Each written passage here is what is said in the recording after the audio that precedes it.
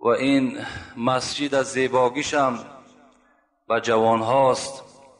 خدایا این جوان ها را عمر دراز، تنی صحت، همه که وابسته به کار است خدا در کارهاشون کشایش نصیب بگردانی و خدایا این راه نیکی که اینها پیشه گرفتن خدایا دیگر از این راه اینها را باز پس نگردانی. ربنا افتح بیننا و بین قومنا بالحق و انت خیر الفاتحین برحمتك یا ارحم الراحمین.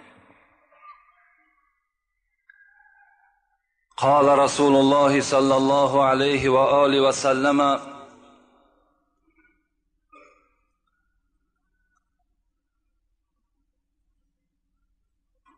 احب التوبه الی الله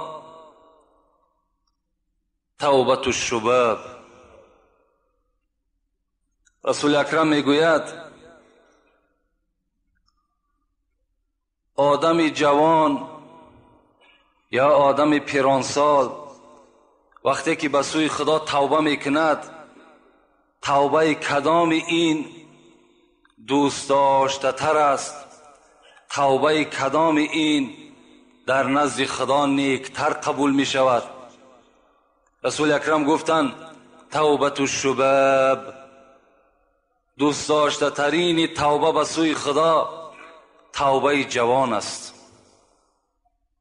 جوانی که دست می بردارد در حالتی که او قادر است که زنا کند، او قادر است که حرام کرده های خدا را رجوع کند، او قادر است که از حرام کرده های خدا بخورد، او قادر است که قتل نفس کند، لیکن همه این کردارهای بد یک جانب میگذارد و پای خدا به سوی مسجد آموخته میکند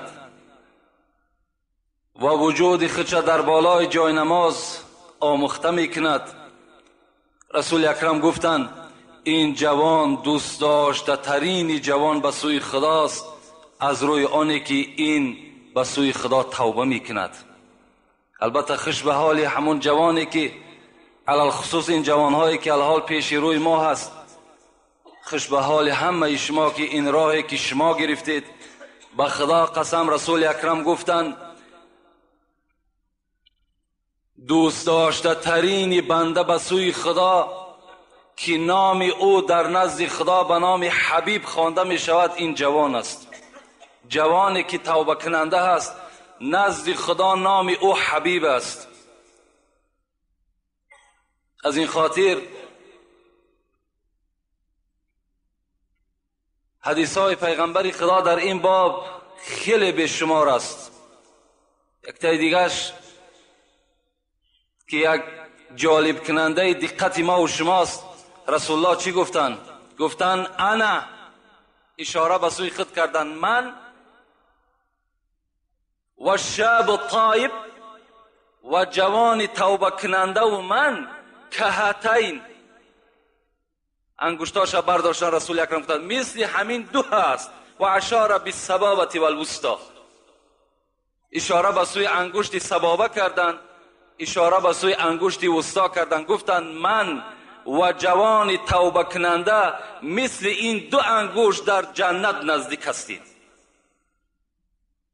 الحمدلله که باوری کامل است که ما و شما در پهلوی پیغمبر خدا هستیم، زیرا رسول اکرم خود وعده کرده است که هاتین و اشاره بالسبابه والوسطى. دیدین گفت به همین منزله گفت جوانها بر من در جنت نزدیک هستند. برو در خدمت پیر مغانی، بکن طاعت به هنگام جوانی. به پیری قوت طاعت نماند، به پیری قوت طاعت نماند و یا قابیز تو را فرصت نماند. خدا رحمت کنه جنونه. حضرت میگه تو در خدمت پیر مغانی برا، تو خدمت رسول اکرم در سر بفرار، تو پیرو پیغمبر خدا شو، بکن طاعت به هنگام جوانی. حالت جوانی تا غنیمت بشمار، در حالت جوانیت خدا در نزدیک شو. برای چی؟ با پیری قوت طاعت نماند. این رکوعی که تو ملایم میکنی و سر خم میکنی و میره بر زمین و میخیزی، این آدم پیر کرده نمیتونه. این نمازهای طولانی که تو میخوانی، زبان آدم پیر به این نمیگرده دیگر. به پیری قوت طاعت نماند، دیگر قوت نمیماند و یا قابیز تو را فرصت نماند. دویم مشکلات شمین است که قابیز گفته ملک الموت میگد، اون ملک الموت دیگر تو را فرصت نمیتد. پیری خودش یک نشانه مرگ است، تو را دیگر قابیز نمیماند. تو تکیه کننده دیگر به پیری هم نشو، بلکه اختنیم خمس قبل 50. این پیغمبر حدیثش غنیمت بشمار 5 چیز را پیش از 5 چیز. یکتش چی است؟ یکتش امین است، جوانی را پیش از پیری غنیمت بشمار. این غنیمت است. ما و شما نگیم فرداش در گمان است. فردا چیزی گمان است، این فردا را هیچ کس نمیداند. یک وجب راه است بیدیل از تو تا دامان خاک، در سر این میژگان چو اشک ایستاده ای هوشیار باش. از تو تا دامان خاک یک وجب راه است، خواه پیر باشی خواه جوان، در سر این میژگان چو اشک ایستاده ای هوشیار باش. مثل اشکی که در بالای میژه های ما و شماست که این زمان میغلطد زمان دیگر، انسان حضرت بیدل گفتن هم تحیز کخته.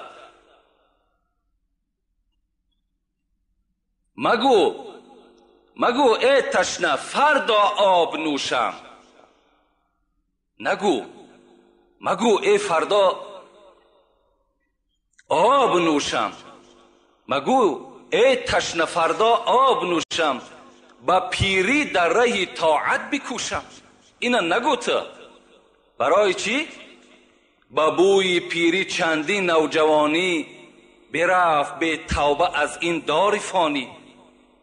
زیرا که بسیاری جوانهایی بود که غافل بودن، به عقل بودن، اونا تکیه کردن که خیلی پیر کشیدیم، حاضر قابلیت کار دارم، دو میکنم، کار دنیا را انجام که دادم، بعد پیر کشیدم، از همه که ماندم خدا را عبادت میکنم. لیکن حضرت گفتن با بوی پیری چندین نوجوانی، برفت به توبه از این دار فانی. لیکن با پیری نارسیده و توبه پیری را نکرده که در جوانی چکار کرد؟ سفر کرد، رفت بر جای رفت که دیگر در اونجا این کار دنیای تو دیگر سبب نمی شود. در اونجا جایی هست که دیگر برای تو خجالتی تو دیگر هیچ معنی ندارد. آدم پشیمانیش در همین دنیاست. پشیمانی را در همین دنیا بکن، در اونجا دیگر پشیمانی سود ندارد، فایده ندارد.